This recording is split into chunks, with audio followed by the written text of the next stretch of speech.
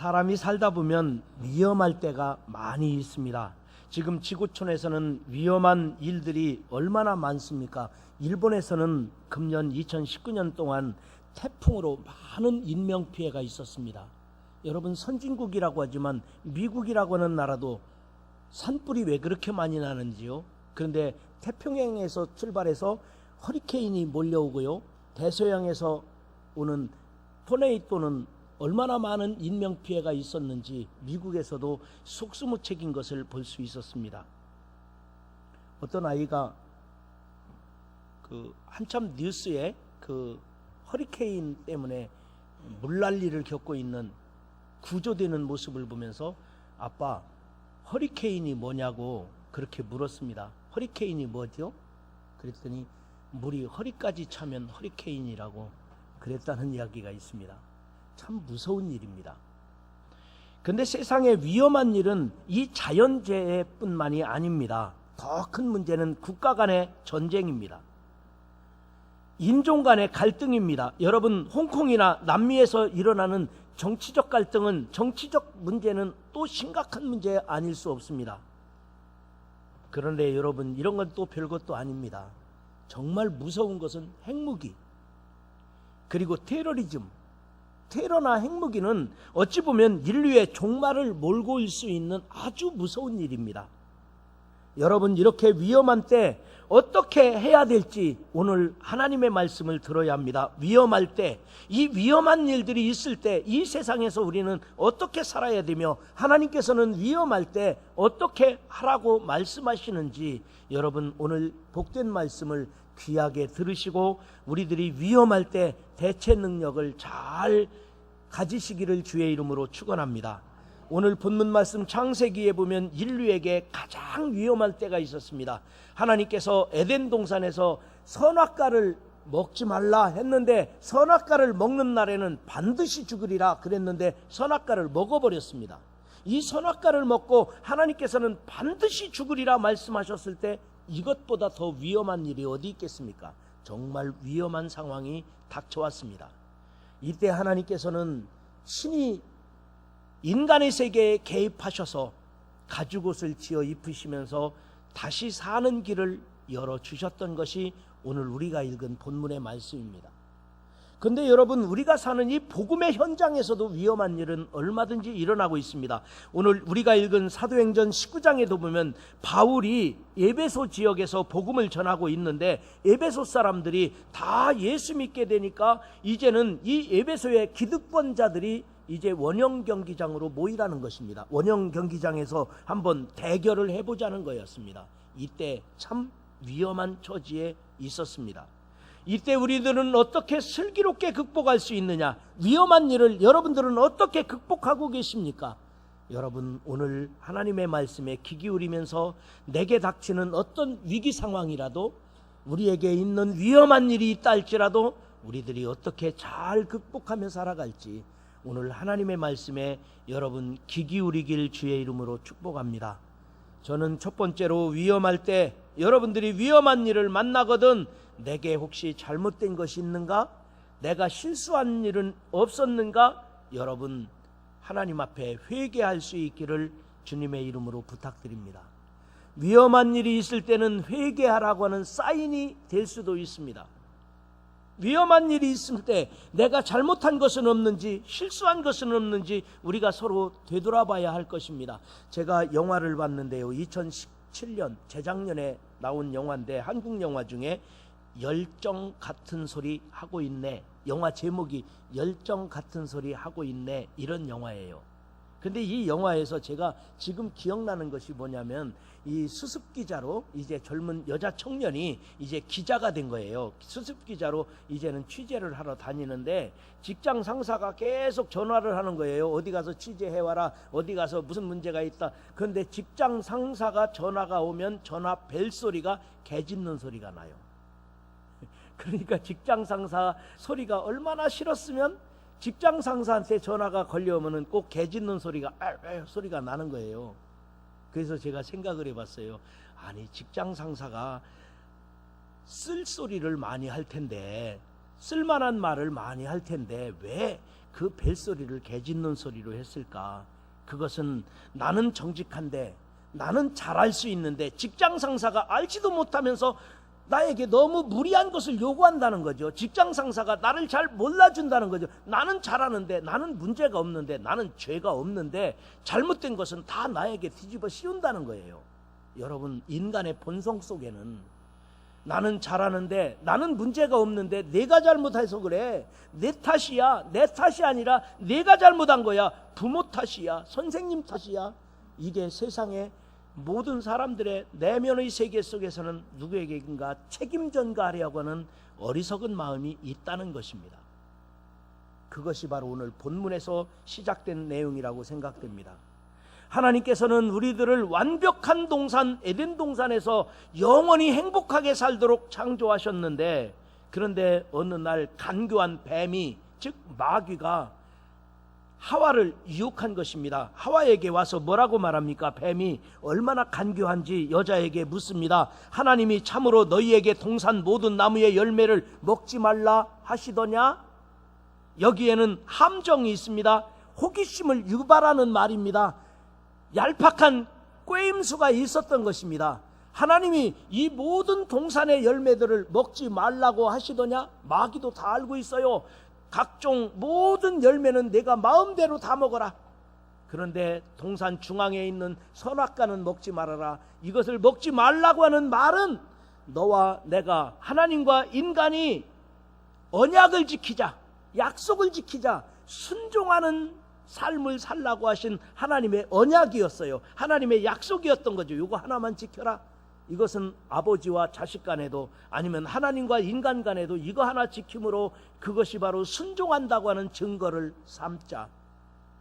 이 사실을 알고 있는 마귀는 교묘하게 속여서 이 에덴 동산에 있는 모든 실과를 먹지 말라고 하더냐? 이렇게 물어보니까 하와가 대답합니다. 동산 나무의 열매를 우리가 먹을 수 있으나 동산 중앙에 있는 나무의 열매는 하나님이 말씀에 너희는 먹지도 말고 뭐하지도 말라고 했을까요? 만지지도 말라고 했다는 거예요. 하나님이 언제 그랬어요? 거짓말하는 거예요. 지금 꾸며대는 거예요. 그리고 이것을 먹는 날에는 내가 죽을까 하노라, 죽을지도 몰라, 이랬다는 거예요. 하나님이 말씀하실 때는 동산 중앙에 이 선악과는 먹지 말라, 이것을 먹는 날에는 반드시 죽으리라. 하나님은 그렇게 말씀하셨는데 이 하나님의 말씀을 정확하게 알지 못하니까, 어리숙하게 알고 있으니까 이 마귀의 유혹에 걸려들고 말았습니다.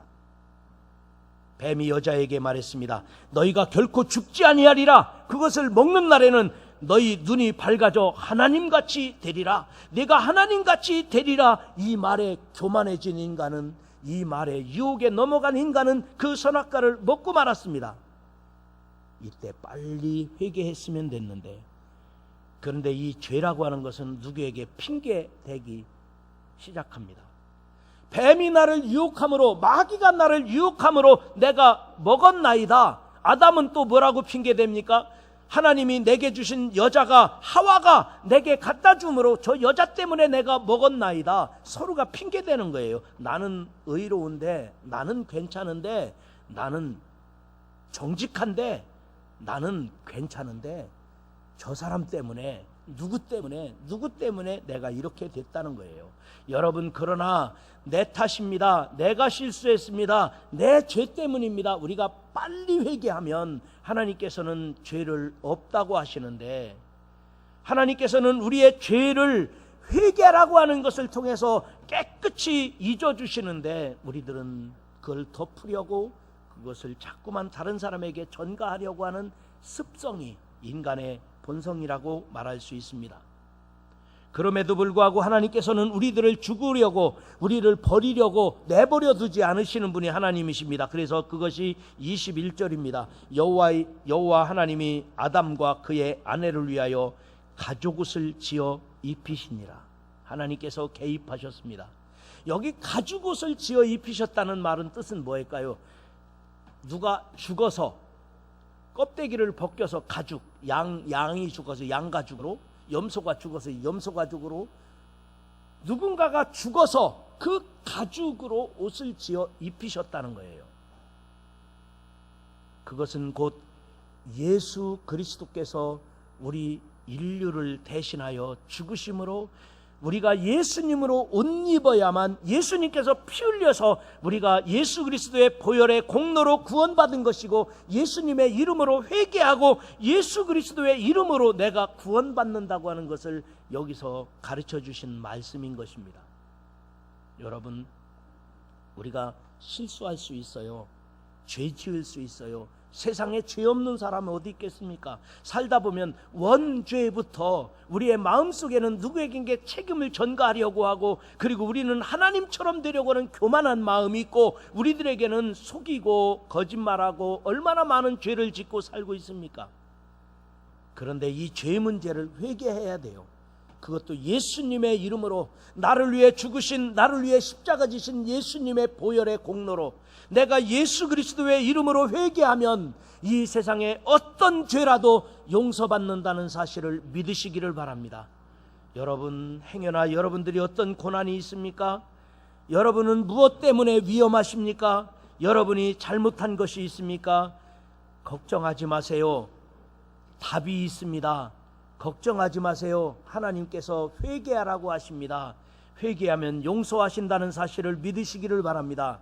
하나님은 진심으로 죄를 내치고 돌아오는 자들을 받아주시는 하나님이신 것을 믿으시기를 바랍니다. 그분이 그래서 나를 위해 십자가에서 죽으신 거예요. 나에게 거룩한 옷 예수님을 입고 영생하도록 살도록 길을 열어주신 거예요. 예수님의 보혈의 공로는 내 죄보다 큽니다. 내가 어떤 죄를 졌더라도, 내가 망할 죄를 졌더라도, 내가 어떤 문제가 있더라도, 내게 어떤 위험한 일을 당한다 할지라도, 내가 망할 것 같은 상황이 되었다 할지라도 하나님은 나에게 다시 기회를 주시고, 나에게 옷을 입혀주시고, 나에게 구원의 길을 열어주시는, 나에게 새롭게 새 삶을 출발할 수 있도록 도와주시는 하나님이심을 믿으시기를 바랍니다. 걱정하지 마세요. 염려하지 마세요. 다시 기회를 주십니다. 다시 승리하게 하십니다. 다시금 길을 갈 수 있도록 도와주시는 하나님을 믿으시기를 주의 이름으로 축원합니다. 두 번째로, 위험한 일을 당할 때 어떻게 해야 될까? 위험할 때 겸손하게 하나님의 뜻을 의지해야 합니다. 우리가 위험한 일을 당할 때 인간의 방법으로 해결할 수 없는 것들이 있습니다. 이때 우리는 겸손하게 하나님의 뜻을 의지해야 됩니다. 하나님은 당신의 백성들이 망하게 그냥 내버려 두지 않습니다. 분명히 하나님께서는 선악과를 먹으면 반드시 죽으리라 말씀하셨지만 죽도록 내버려 두지 않는 거예요. 그러면 하나님의 말씀에 문제가 있잖아요. 하나님이 영원히 함께하리라 그러셨는데, 영원히 함께하리라 그러시고 또 이걸 먹는 날에는 반드시 죽으리라 그러셨는데, 그러면 하나님의 말씀이 두 개가 상치되잖아요. 서로가 다르잖아요. 그런데 두 가지가 이루어지는 방법이 있어요. 어떻게 이루어집니까? 우리 육신은, 몸은 흙에서 왔으니까 죄를 짓고 살다가 죄 가운데 사는 인간이니까 흙에서 온 육신은 반드시 죽어야 되는 거예요. 영원히 사는 사람 어디 있습니까? 육신은 반드시 죽을 수밖에 없어요. 육신은 반드시 죽는 것입니다.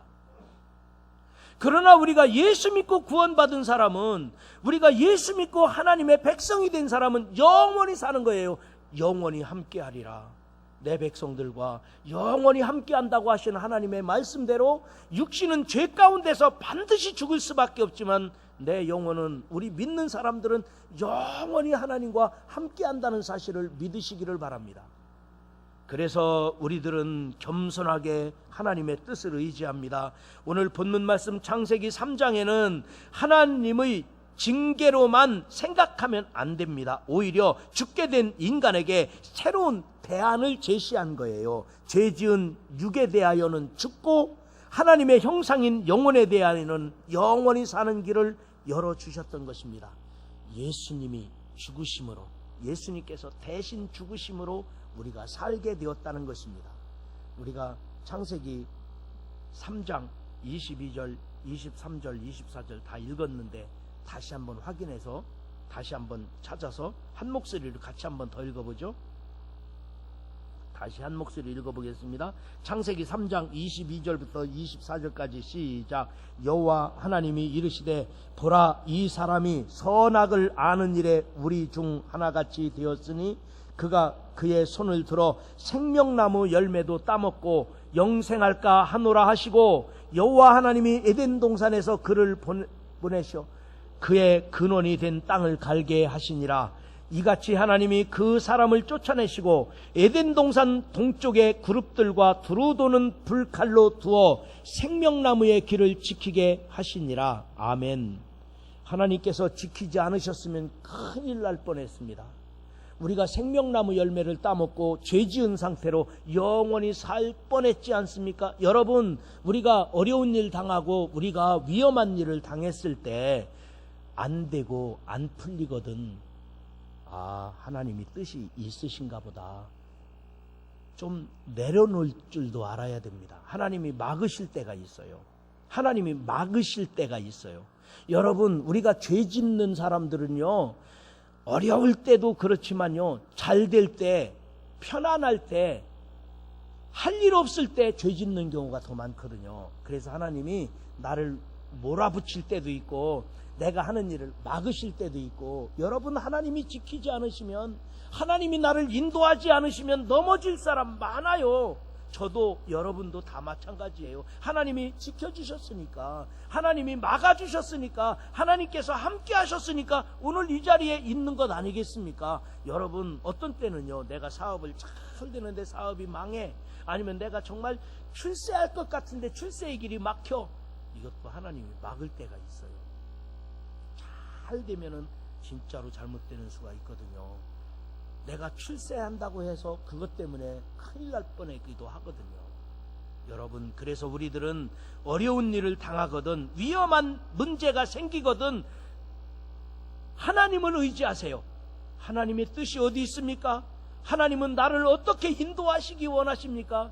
나를 하나님이 어떻게 존귀하게 세우시기를 원하십니까? 하나님께서 나를 어떻게 사용하시기를 원하십니까? 하나님의 뜻을 의지한다면 우리 하나님께서 당신의 사랑하는 백성이요, 당신의 사랑하는 자녀들에게 나쁜 길을 열어주겠습니까?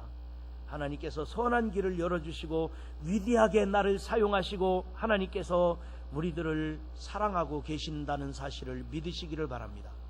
여러분이 위험하거든 하나님을 찾으시기 바랍니다. 누구의 잘못이라고 말해봐야 유익될 것 하나도 없어요. 하와가 뱀이 나를 유혹해서 그랬습니다. 핑계대봐야 그게 뭐 어떻다고요? 아니면 아담이 내게 주신 여자 하와가 나를 갖다줘서 내가 먹었습니다. 그거 핑계댈 거 하나도 없어요. 하나님의 뜻은 거기에 있는 것이 아니에요. 위험할 때도 오히려 그것이 더 유익한 축복의 길이 될 수 있다는 것입니다.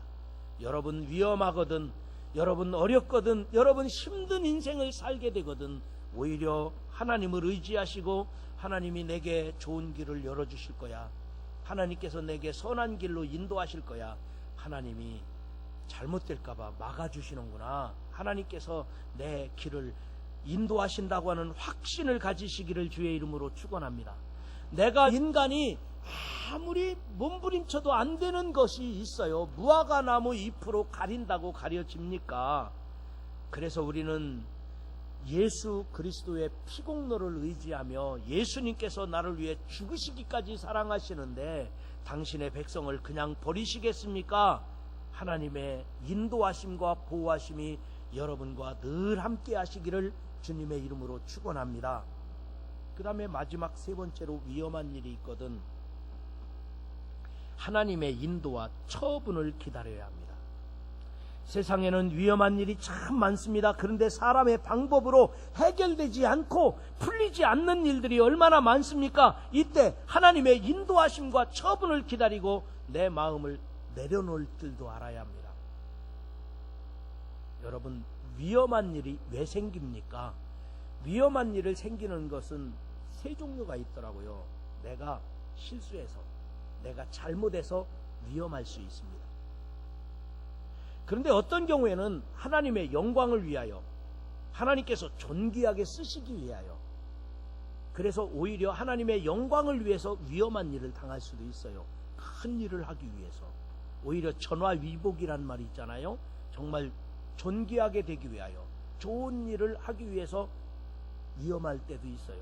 그런데 꼭 그런 것만은 아니잖아요.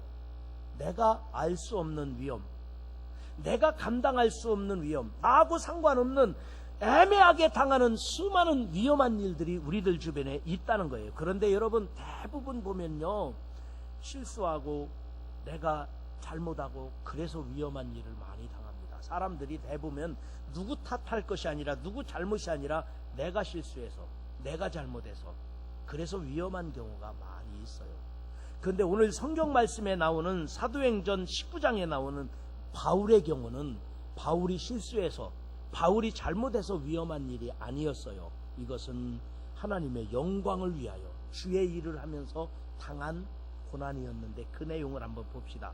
이 바울은 소아시아에 있는 로마의 도시 에베소에서 2년 반 동안 머물렀습니다. 여러분, 이 유럽 쪽에서는요, 로마가 최대의 도시예요. 지중해 연안에서 로마가 큰 도시였어요.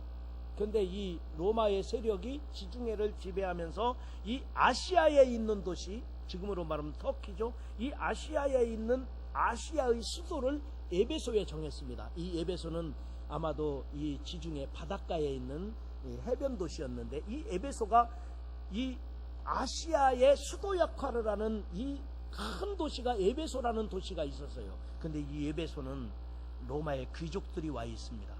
그리고 당시에 그리스의 철학자들이, 학자들이 아마도 이 아시아 쪽으로 많이 건너와서 이곳에는 세계 최초의 도서관이라고 하는, 세계 최초의 도서관이던 두란노서원이 있었던 도시였습니다. 그러니까 이 에베소라는 동네는 로마의 귀족들과 정치 지도자들이 있고요, 그 다음에 헬라의 그리스의 철학자들이 넘어왔고요, 그리고 많은 사람들이 무역과 중개업을 하고요. 그러니까 이 도시는 아마도 로마 시대에 로마 다음 가는 큰 도시 중에 하나였습니다. 그러니까 바울이 여기 에베소에서 복음을 전한다는 것은 매우 의미가 있었기 때문에, 바울은 몸은 하나지만 가야 될 곳이 너무 많아요. 그래서 21절에 바울이 마게도냐는 유럽이죠, 아가야를 거쳐서 후에는 로마로 가봐야 되겠다, 로마까지 복음을 전해야 되겠다. 그런데 몸이 하나잖아요. 바울이 얼마나 바쁘겠습니까? 그런데 여기 디모데와 에라스도를 마케도냐, 즉 유럽으로 보내고, 바울은 아시아 쪽에, 즉 에베소에 남아서 얼마까지? 2년 반 동안 머물러 목회했어요. 그게 에베소입니다. 에베소. 자, 그래서 이제 에베소에서 일어난 일입니다. 24절 보십시오. 사도행전 19장 24절 누가 나와요? 데메드리오, 즉 데메드리오라고 하는 사람이 있는데, 이 사람은 은장색이에요. 은장색이니까 은, 금, 은으로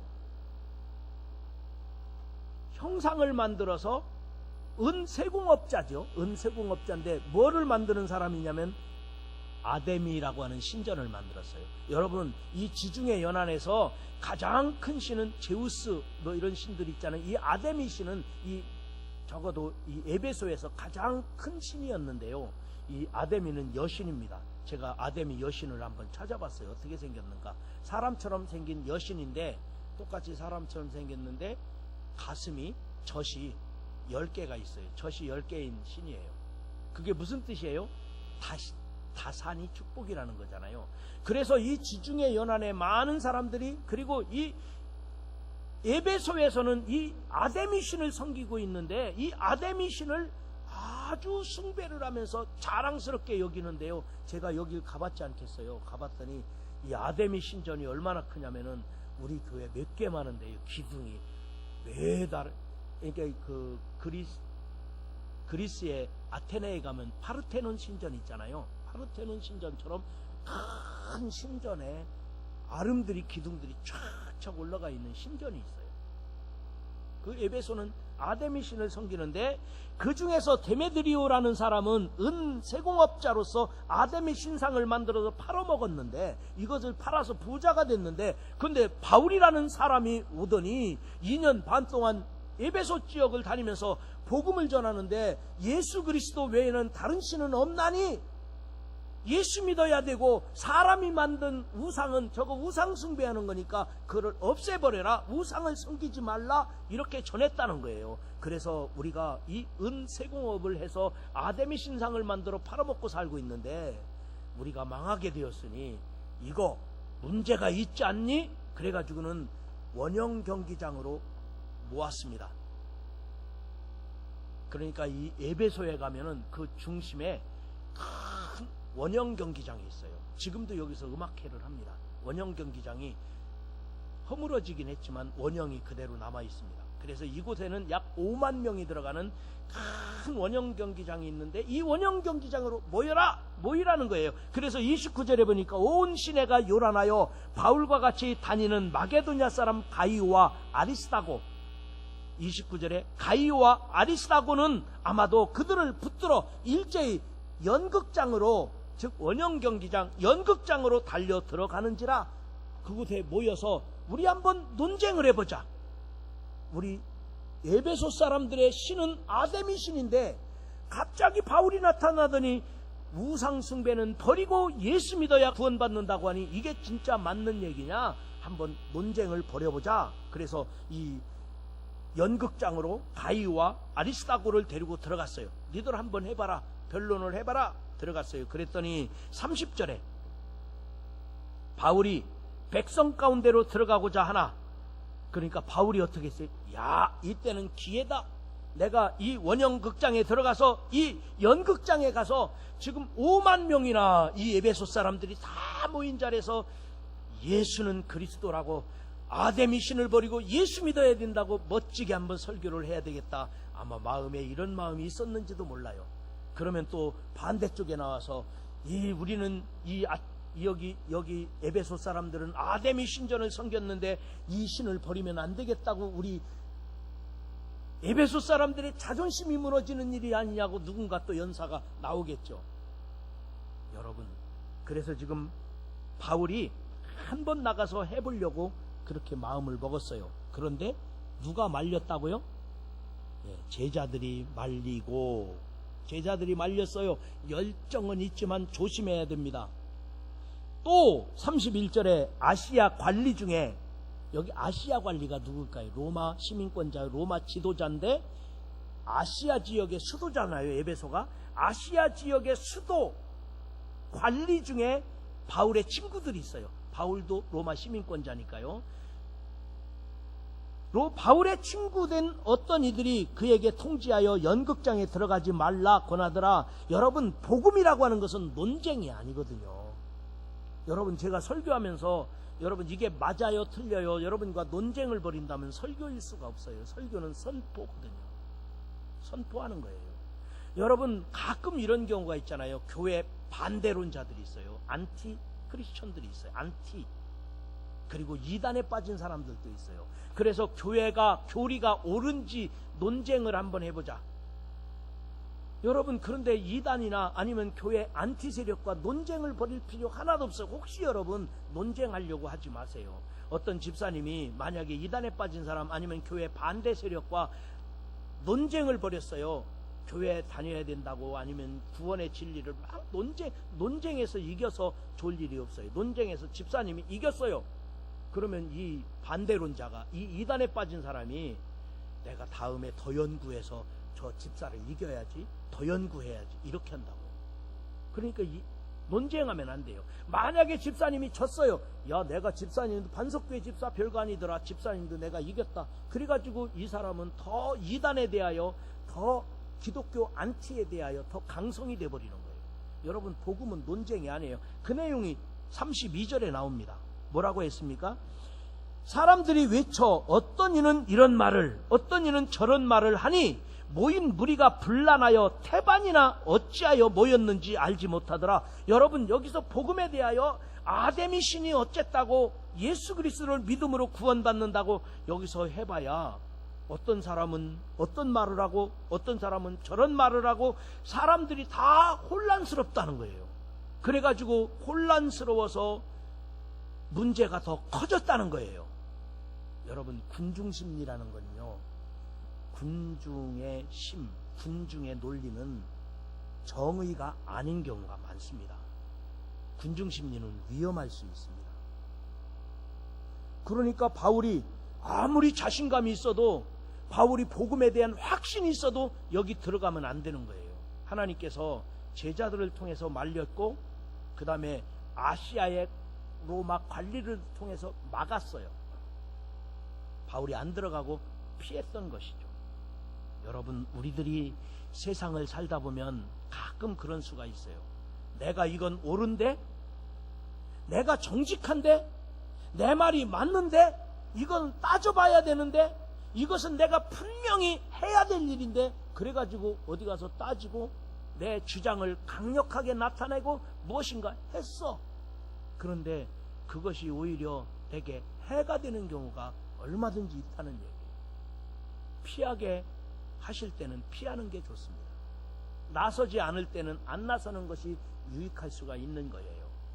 여러분, 여기서 분명히 하나님의 처분을 기다려야지, 하나님의 인도하심을 따라야지, 이건 내가 맞아, 이것은 분명히 진리야, 이것은 내가 잘못한 게 없어, 분명해, 확실해. 아무리 그래도 실수할 수 있어요. 여러분이 혹시 이 세상 살아가면서 내 고집대로 무엇인가를 하면서 내 말이 맞아, 아니면 내가 이 세상을 살아가면서 이것은 분명해, 그러면서 여러분들이 마음 상하신 분이 계십니까? 내려놓으세요. 내려놓는 게 좋아요. 하나님이 막으시면, 하나님이 인도하시면 우리들이 내려놓고 우리들이 하나님께 맡기는 거예요. 하나님의 처분을 기다리는 거예요. 하나님이 인도하심을 믿는 거예요. 하나님이 더 좋은 길을 열어주신다고 하는 확신을 갖는 거예요. 내가 못하는 일, 내가 안 되는 일이 있어요. 그런데 그것을 붙잡고 고집을 부리고 이건 분명해, 이건 확실해, 이것 때문에 망하는 사람들이 한두 명이 아니에요.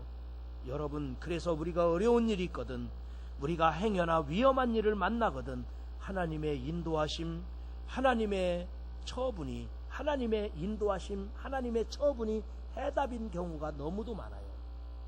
그래서 여러분들의 인생 속에서 어떤 위험한 일이 있거든 하나님 인도해 주세요. 하나님 선한 길로 처분해 주세요. 하나님의 인도하심에 순응하면서 여러분 승리하는 인생 살아가시기를 주님의 이름으로 축원합니다.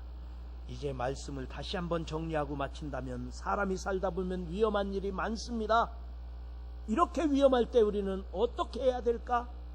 오늘 말씀에 보니까 잘못이나 실수가 없는지 회개하자는 것입니다.